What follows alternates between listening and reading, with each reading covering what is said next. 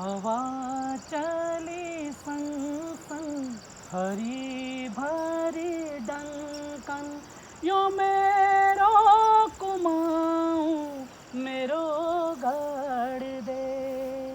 हवा चली संग संग हरी भरी डंकन यो मेरो कुमाऊं मेरो गढ़ देश।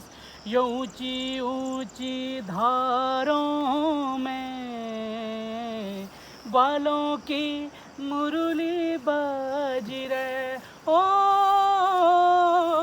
नमस्कार। ओ आप देख रहे हैं और आपके साथ मैं हूं अमित रावत। कुमाऊं संगीत के एक ऐसे सम्राट जिनका नाम कुमाऊं संगीत में हमेशा लिया जाता था, हमेशा लिया जाता रहेगा, उनके सुपुत्र गोस्वामी जी मेरे साथ में हैं। हम इस समय चौखुटिया में हैं। तो गोस्वामी जी, सबसे पहले आपका स्वागत है हमारे इस प्रोग्राम में। आप एक संगीतकार हो, आप एक गायक हो, संगीत आपको विरासत में मिला है, संगीत से आप जुड़े हो, कई जगह आप स्टेज शो करते हैं, आपकी कई एल्बम निकल चुकी है। तो इस समय हम सबसे पहले एक ख्वाहिश हमारी यही है कि आप एक सुंदर सा गाना हमारे दर्शकों को सुनाएं, उसके बाद अपने इंटरव्यू की शुरुआत करेंगे। बिल्कुल बिल्कुल, मैं आपके समस्त मीडिया परिवार को तहे दिल से आभार व्यक्त करता हूँ, नमस्कार करता हूँ। मेरा सौभाग्य कि आप से मेरा संपर्क हुआ और सभी दर्शकों को मेरा प्यार भरा नमस्कार। और आप लोगों के बीच में मैं बाबू एक गीत घुघुती ना भाषा आप लोगों के बीच में सुनाऊँ। घुघुती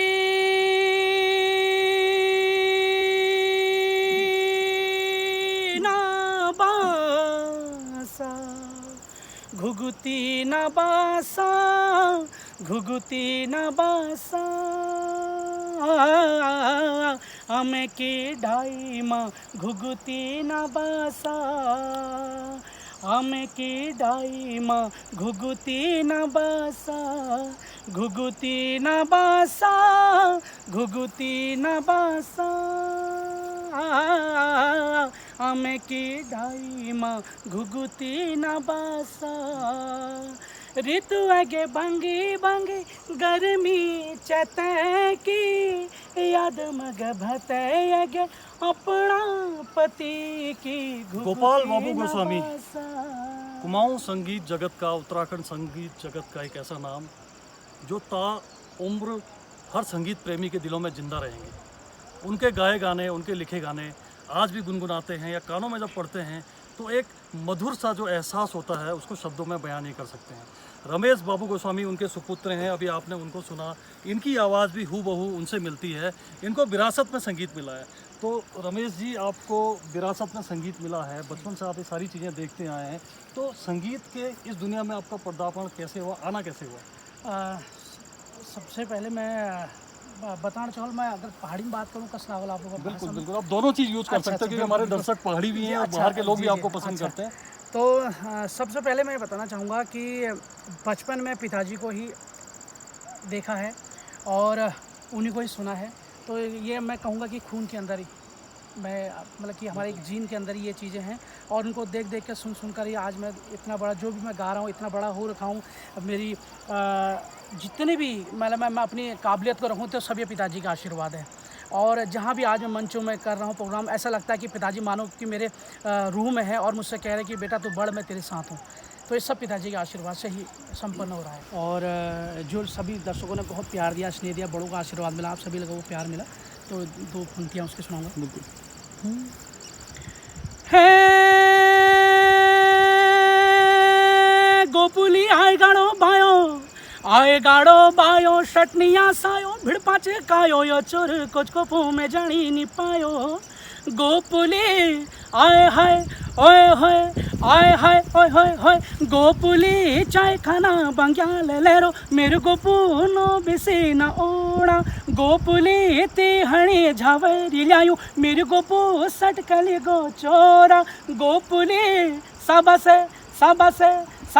जटपा गोपुली चाय खाना बंग्याल ले रो मेरे गोपू नो बिसी ना ओड़ा। बिल्कुल, बहुत बहुत सुंदर आपकी आवाज़ है, बिल्कुल मिलती है।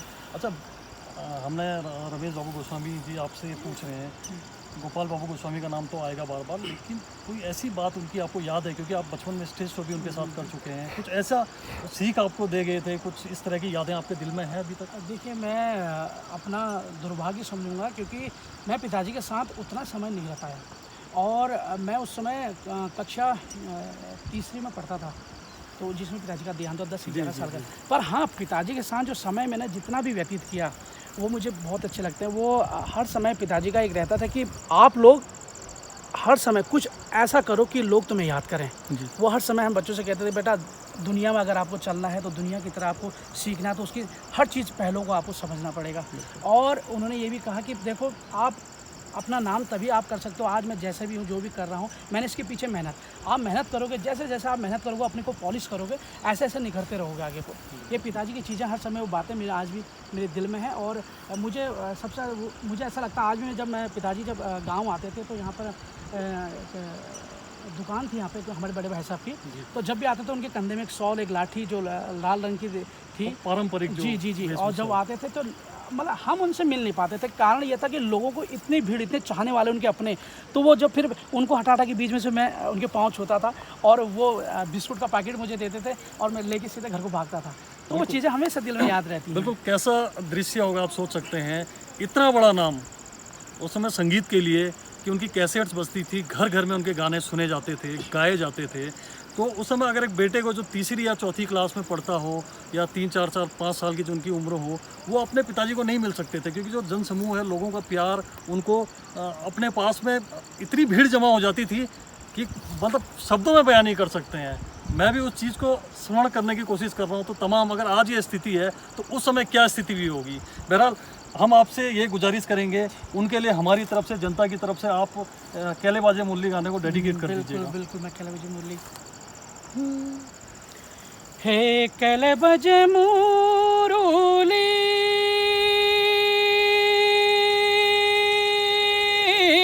बेणा ऊंची नीची डान्यू मां, कैले बाजे मुरली बेणा ऊंची नीची डान्यू मां,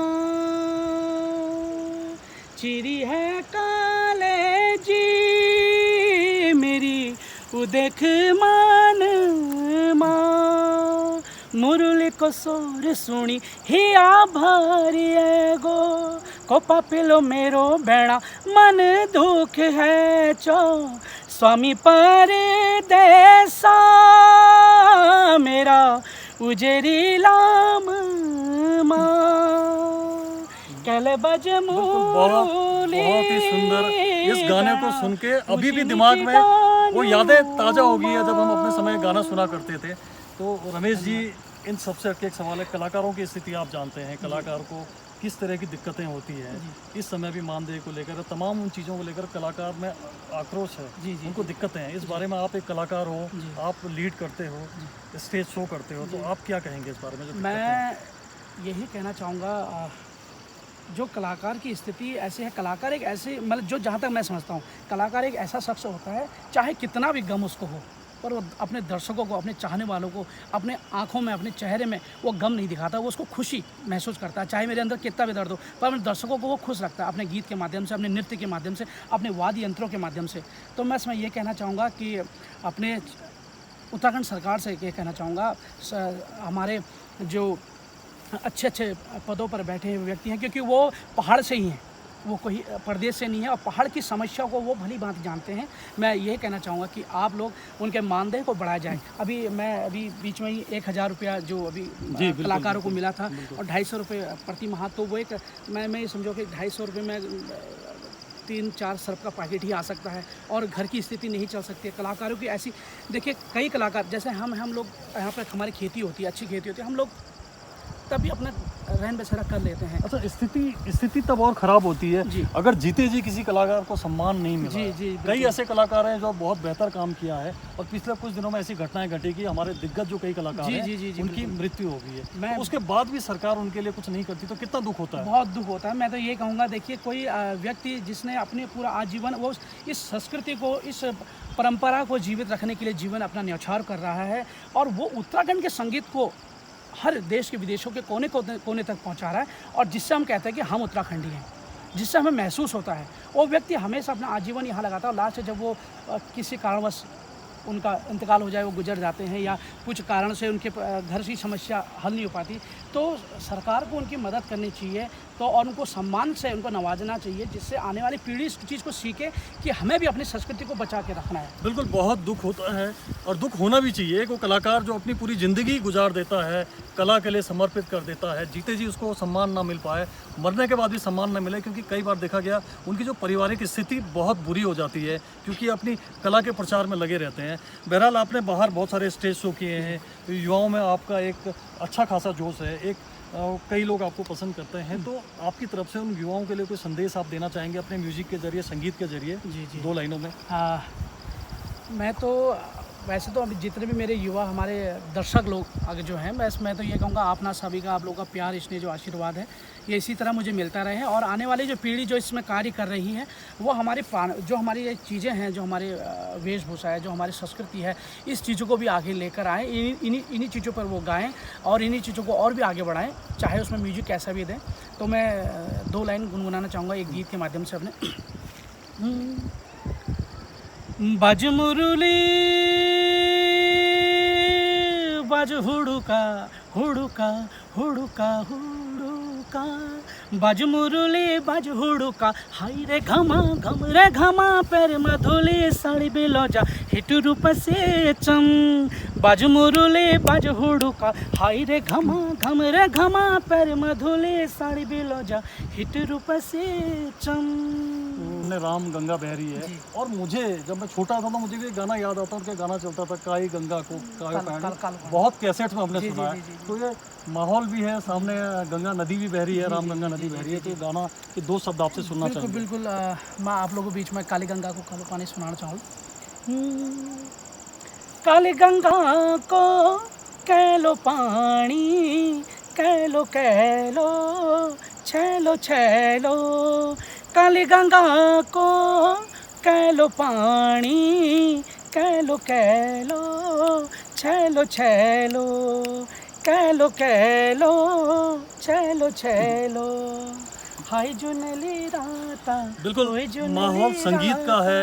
गायक मेरे साथ में रमेश बाबू गोस्वामी मौजूद हैं, गोपाल बाबू गोस्वामी की बात हो रही है, तो उनके जो 2 गाने हैं जो मेरे जहन में अब तक आते हैं, एक तो हाय तेरी रुमाला और कैले बाजे मुरली, और इस माहौल में अगर हम खड़े हैं, नेचर साथ में, 2 गाने तो आपको गुनगुनाने पड़ेंगे। जी, मैं ज़रूर आप सभी लोगों के लिए, ये मेरा सौभाग्य है कि मैं पिताजी के गीतों को गा रहा हूँ और उनका आशीर्वाद में पा रहा हूँ। तो हाय तेरी रुमाला से मैं आप लोगों के बीच में। हाय तेरी रुमाला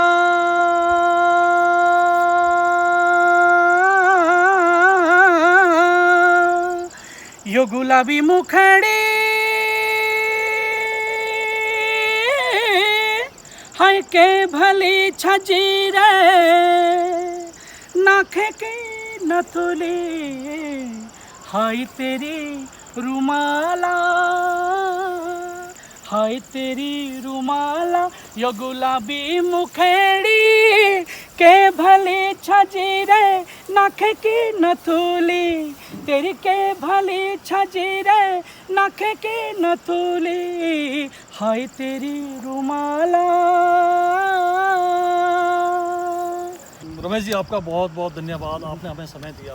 तो संगीत का एक ऐसा सितारा, कुमाऊं संगीत हो, उत्तराखंड संगीत हो, कई शोज ये करते हैं, और इन पर जो झलक दिखाई देती है वो गोपाल बाबू गोस्वामी की झलक दिखाई देती है। हम उम्मीद करते हैं इसी तरह गाते रहें, और चाहने वाले जितने भी लोग हैं इनको ऐसे ही पसंद करते रहें, और जितने भी युवा हैं जो संदेश इन्होंने दिया हुआ है उस संदेश को ज़रूर सुनिए। इनके अपने चाहने वाले हैं, ये तमाम चीज़ें हैं, और चौखुटिया की इस धरती पर आज हम खड़े हैं, और चौखुटिया के रहने वाले गोपाल बाबू गोस्वामी थे, और चौखुटिया के ही रमेश बाबू गोस्वामी जी हैं। तो तमाम लोगों के लिए, इनके लिए अग्रिम शुभकामनाएं हम देते हैं। हम आपको ले चलेंगे फिर किसी एक ऐसी जगह या ऐसे ही नायाब हीरे के पास में। तब तक के लिए मुझे और मेरी टीम को दीजिए इजाज़त। नमस्कार।